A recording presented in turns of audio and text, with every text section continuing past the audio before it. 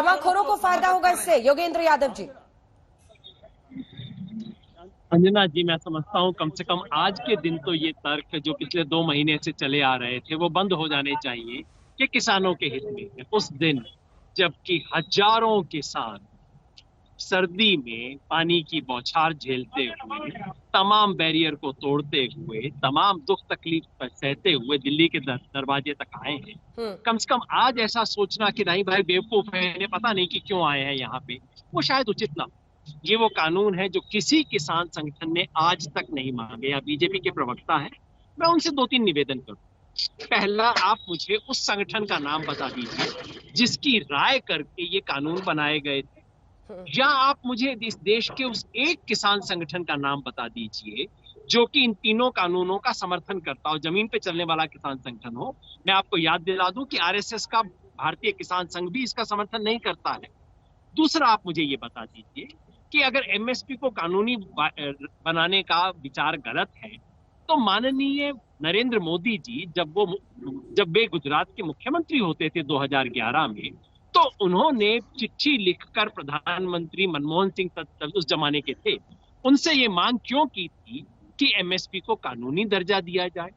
मुझे आप ये भी बता दीजिए, अगर वन नेशन वन मार्केट आप इस कानूनों से बनाने वाले हैं, तो मेरे हरियाणा में आज भी उत्तर प्रदेश का किसान क्यों नहीं आके बेच सकता?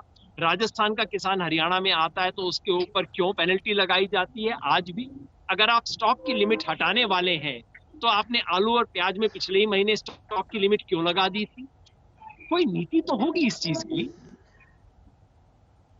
जवाब दीजिए जल्दी से धनखड़ जी, फिर मैं आ रही हूँ। उससे पहले लेकिन मुझे लगता है चौधरी जी से एक रिस्पॉन्स ले लेते हैं। चौधरी जी कह रहे योगेंद्र जी भी कि कोई ऐसा किसान संघ नहीं है जो इसके समर्थन में खड़ा है।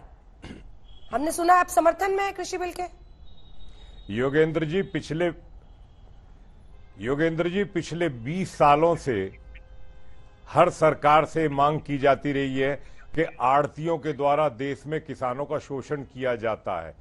आड़ती किसानों को पूरी तरह से लूटमार करते हैं, इसमें कोई दो राय नहीं है। मैं आपको चौधरी महेंद्र सिंह टिकैत स्वर्गीय हैं, उन तक का नाम आपको याद दिलाना चाहता हूं। आप एनएसी में रहे हैं यूपीए की सरकार में, उस समय हमने कहा, तब तो आप सब लोग बाजार खोलने की बात करते थे, तब तो आपने ये बात कहा कि हाँ बाजार खुलना चाहिए, किसानों को बिचौलिए शोषण करते हैं। आज आप किस तरह की बात कर रहे हैं ये मेरी समझ से बाहर है। दूसरी बात ये है कि जब आपने मंडी की बात है, मंडी का जो टैक्स है वो प्रदेश सरकारों का है, प्रदेश सरकार खत्म कर दे, पंजाब की सरकार मंडी का टैक्स खत्म हो जाएगा। क्या जरूरत है प्रदेश सरकार मंडी पे टैक्स लेती है? ना ले, अगर वो इतनी हिमायती है। और उन्होंने अभी जो कानून बनाया, गेहूं और धान लिखा है उसमें सिर्फ न्यूनतम समर्थन मूल्य का, और उसमें 98% एमएसपी पर प्रोक्योर होता है।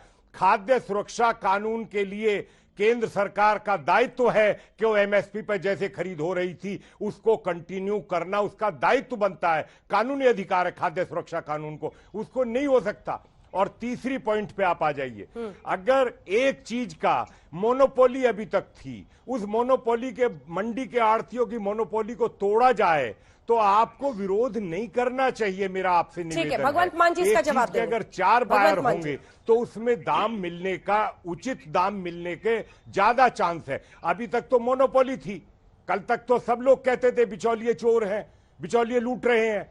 5 रुपए किलो आलू का नहीं मिलता, 5 रुपए किलो खीरे का नहीं मिलता, और वही आलू, खीरा, टमाटर, भिंडी शाम को नहीं दोपहर को ही किसान घर पहुंचता है, वो 20 रुपए किलो बिकता है। तो अगर फार्मर प्रोड्यूसर ऑर्गेनाइजेशन बनाने की बात है, आपने एक बात सही कही कि गांव-गांव में मंडी होना चाहिए। 22,000 हाट हैं, इस सरकार से हमने कहा कि गांव में किसानों की मंडी बनाई जानी चाहिए। फार्मर प्रोड्यूसर ऑर्गेनाइजेशन इसलिए खड़े होने, हम उनको गलत दिशा और गलत दशा पे क्यों ले जाने की कोशिश कर रहे हैं, हमारा ये फर्ज बनता है। आजादी के बाद सबसे पहला संगठन है इस देश के पहले कृषि मंत्री डॉक्टर पंजाब राव देशमुख ने कहा था कि इस देश के किसानों को बाजार से जोड़ेंगे तभी किसान बचेगा, और हम किसान को आज तक की सरकारों ने बाजार से काट के रखा। यह अपराध नहीं था तो क्या था? मेरे कुछ सवाल हैं आज देश के तमाम राजनीतिक दलों के सामने।